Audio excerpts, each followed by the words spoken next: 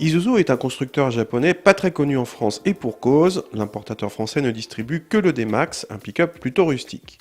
Le D-Max est disponible en 2 ou 4 roues motrices mais propose un seul et unique moteur, un diesel de 2,5 litres et 163 chevaux, accouplé à une boîte manuelle ou automatique.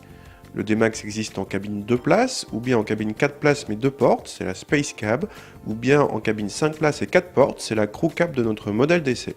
Il est en finition haut de gamme Quasar. A l'intérieur, la sellerie cuir et les sièges électriques feraient presque luxe, mais la planche de bord et ses plastiques durs aux ajustages peu précis font redescendre le niveau. Cela dit, aucun pick-up, fût-ce la Maroc de Volkswagen, ne fait beaucoup mieux. A l'arrière, la banquette est plutôt confortable et l'espace suffisant pour 3.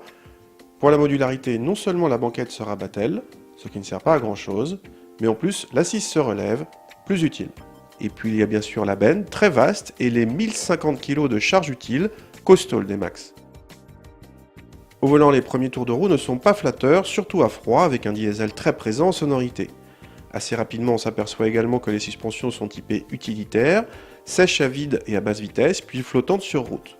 Pas très rassurant donc, mais le SP de série remet tout le monde dans le droit chemin au besoin.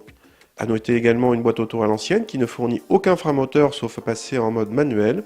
En revanche, le D-Max se défend très bien hors piste, c'est un vrai baroudeur, à la fois robuste et pourvu d'une gamme courte. Le D-Max a pour concurrent le Volkswagen Amarok, le Nissan Navara ou bien le Toyota Hilux. Son plus gros point faible par rapport à eux vient du réseau de concessionnaires d'Isuzu, beaucoup moins dense que celui de ces grandes marques. Le D-Max se rattrape partiellement sur ses tarifs plus abordables, même si le Toyota s'est également se montrer raisonnable. L'un des points communs entre tous ces pick-up vient en tout cas de leur absence de malus écologique, quel que soit le CO2 rejeté, car ils sont considérés comme véhicules utilitaires, ce qui se confirme en agrément de conduite.